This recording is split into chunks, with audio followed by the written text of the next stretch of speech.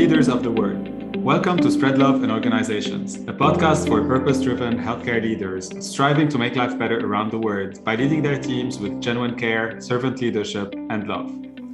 I'm Naji, your host for this episode, joined today by Marissa Afton, a leadership expert and corporate consultant who helps Fortune 500 companies by providing them with strong cultural change solutions. Marissa is also currently international partner and head of global accounts at Potential Project. Marissa's research-based and customized solutions prove to be a success over 4 continents and works in many different global organizations. As a specialist of workplace well-being and organizational excellence, Marissa is committed to helping people realize their true potential. Her expertise in mindfulness, and I tested it, is a real contribution for employees and executives looking to improve their focus and attention. I am so thrilled, Marissa, to have you with me today. Naji, thank you so much for inviting me for this important conversation. Thank you. First, I would love to hear your personal story and what brought you to becoming an executive coach, helping so many different leaders in different industries, and specifically your passion for mindfulness. I'm so glad you brought that in. And of course, you mentioned that you've tested it out with me. And, that's something that we share together is this interest in mindfulness. And my interest in mindfulness dates back, I really started playing in the mindfulness space and mind training and meditation when I was in college. So I won't date myself and let you know how many decades by now that has been. But I will say, interestingly, my inspiration, so my reason for doing it is I was at a state in college, as many university students are, where stress, overwhelm, uncertainty, and again, that was in a different era even than students today. And I needed some tools and techniques to help me manage my experience. But my inspiration was actually my father. And my father, when I was growing up, he was a corporate attorney. He was vice president and general counsel of an international mining and minerals corporation in an era when doing mindfulness to manage a lot of shifting priorities and high pressure and high stress, that was not something that you revealed. You kind of did it in your own private time, and you didn't share that with others, although he did share it with others, but it was kind of on the fringe of what was kind of acceptable in a professional perspective. I did not anticipate that I would take his inspiration. And first of all, I didn't expect I would take it into my personal life right away, because when he was doing it and I was a teenager, it was like the weird thing that dad does. But then when I did take it into my personal life, I didn't anticipate that I would then bring it also into my professional life.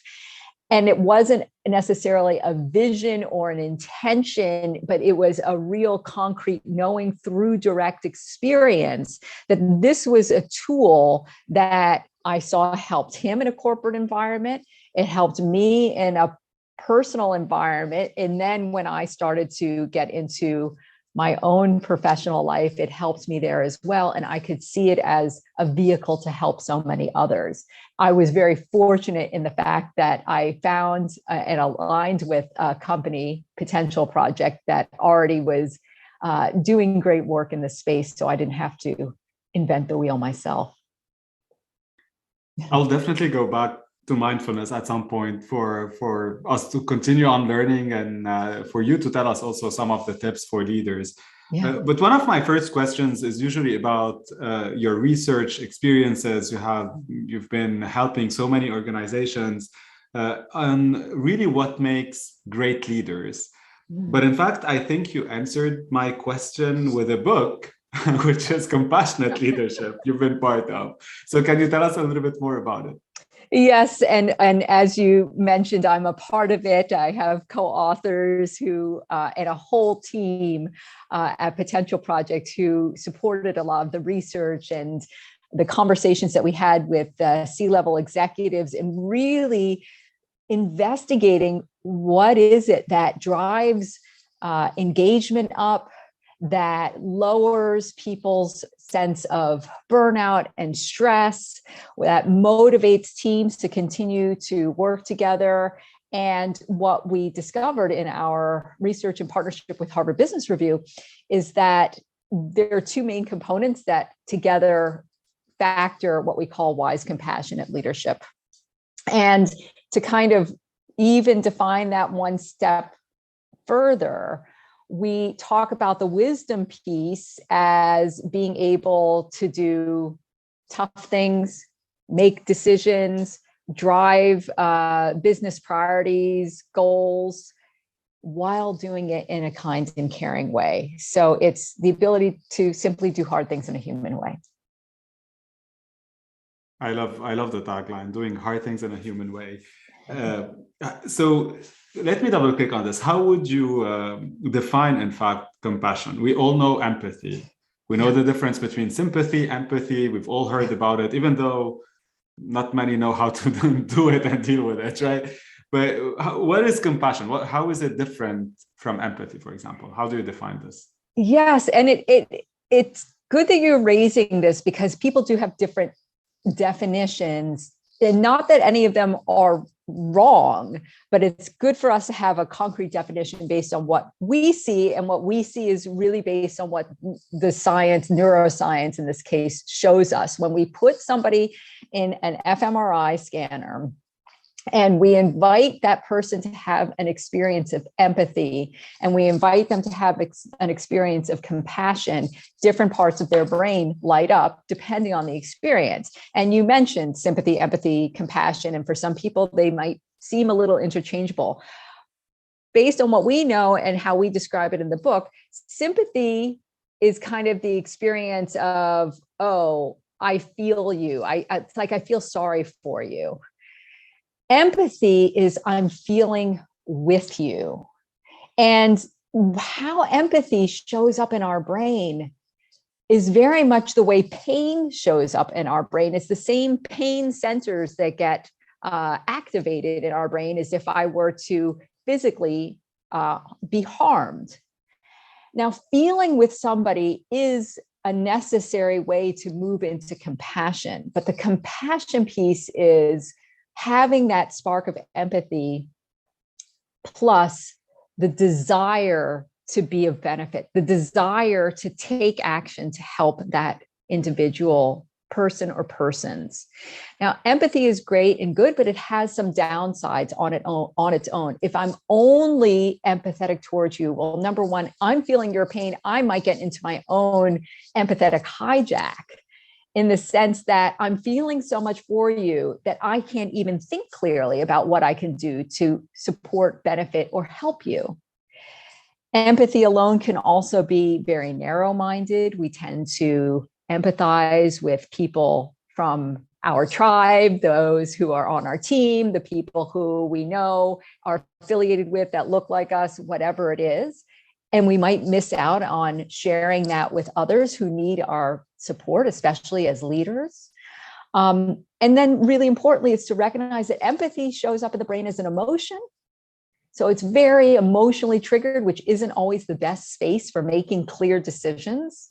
Whereas compassion shows up in the part of the brain that really is much more rational and is able to take that little step back from the direct emotional experience to decide what it is that I need to do to help this individual or group out. Love it. And it's you talked about empathy as a first step, right? Like as a way to get into compassion. And what I really like is it seems like what your definition of compassion, it's also taking action. So not only empathy, but being able to help and take action for your people. And you said it correctly in the sense that it's tough to get to compassion without empathy, right? So this is not in any way to say, oh, empathy, to like stay away from empathy. No, we need empathy to develop that sense of resonance with that other individual. But it's taking that and then being able to almost mentally step back so that we're not engulfed by the emotion of empathy, where we can be rational and be completely present with that individual or individuals to be able to then be of service to help them through what they're experiencing. Do you think that this is something, that is needed obviously today, where we talked about all the craziness our people and ourselves are going through in the world? Yeah. Well, was it true in the past and will it be true in the future? Because I'm always kind of interested. Very fast, we tend to go back to what we know how to do. And you just shared about your father, and like mindfulness was practically like you should not talk about it, right? And empathy was the same, like being human at work. It was like, oh my, even until now, when we talk about said love, like love in the work environment, what does that mean, right? Right. So what are your thoughts about it? What was it there before? Is it a true need today because of the evolution of organizations and leaders? And what about the future? Well, I would say never a bad time for empathy and compassion or just being human in any aspect of life, whether it's work or outside of work. And what we know is we're moving into our third year of this global shift in how we are working together through the pandemic. And in that time, all the walls have been broken down in terms of this is my work and this is my non-work. I mean, we had it a little bit before with the advent of technology and being able to be connected 24/7. But when we were all forced out of an office environment into Zoom connecting from wherever we were, and for some people that was in their living rooms, for some, not everybody has the benefit of being able to have a home office. And so we're seeing the kids in the background and the cat running across the screen, or I've even had conversations with folks where the only space they have is literally in their bathroom. And when that happens, there's an opportunity to let down that wall of my work persona versus my non-work persona. And when we do that, we have this opportunity to be more authentic, to be vulnerable, to have our whole self show up if we feel comfortable allowing that. And especially for the leaders who allowed themselves to really be not just I'm a leader, but be a person and be a human. What we have talked about, what we've heard in our conversations with leaders is it really enabled them to connect with their teams on a more human level as well. So is that needed in the future? Why wouldn't we take that with us into the future? Because we know even if we go back to the office, there's still going to be this need to show up as our whole selves. Yeah, I can't agree more. I'm a practitioner and I'm not only a podcaster, and definitely I totally agree with all that you said. Have you seen it across industries? Is it like industry agnostic, size of a company agnostic, teams agnostic? What are your thoughts? And regionally agnostic, right? I mean, let's be very honest here. Humans are humans. Organizations are made of humans. It doesn't matter what industry you're in. It doesn't matter what country you're in. I mean, does it have variability? Of course. It has to be culturally relevant. But I connect with people all over the world across multiple different industries. And if you're human, then you're going to have a piece of needing to have, you're going to have the spark of empathy inside of you, which gives you the ability to be compassionate as well. I want us now to move into a section where I'm going to give you a word and I want you to react to it. The first word is leadership. And so I'm going to react to it and say, listen, when I hear leadership, I think about my own leadership. I'm only as good of a leader as I am because of the people who lead me. And those people are my team members, my followers. So in a formal hierarchical situation, they would be my followers, but they're the ones who create the leader in me by teaching me how to become a leader. So if I just say, what does that mean for leadership? It's an opportunity for us to truly learn from one another and not be confined just by a role. We're all leaders. What about mindfulness? Mindfulness is our vehicle into allowing better awareness of our external and internal experience so that we're not owned by the experience, but that we can own the experience that we're having. And since we're here, I'd love us to detail a little bit more your philosophy of mindfulness. I took one of the exercises that I can share here, the 2-2-2. So 2 minutes of mindfulness, 2 minutes of prioritization, and 2 minutes of planning. I think it's only 6 minutes of your day, which is, we can do it, right? Like we can all do it as leaders. But I would love if you have other tips, or at least for those who do it, or for those who have never tried it, what would you suggest? Well, I would suggest try it if you've never tried it, because you never know what you'll get out of something you don't try. I love the 2-2-2 because, as you said, 6 minutes of your day is a small investment that can reap real rewards. But the other thing that I would offer that can be extremely powerful because it's really integrated into your workday is what we call performance breaks.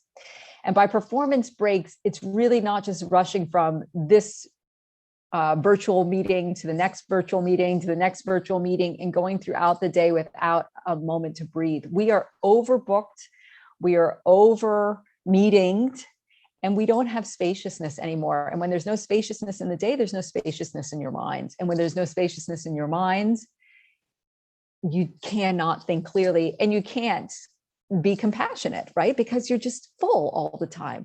So a performance break is really the opportunity to step back and simply allow yourself to have a few moments of non-thinking activity, looking out the window, taking a brief walk. It doesn't have to be large, but it has to be purposeful. It doesn't have to be a large amount of time, but it has to be purposeful. Love it. What about self-care?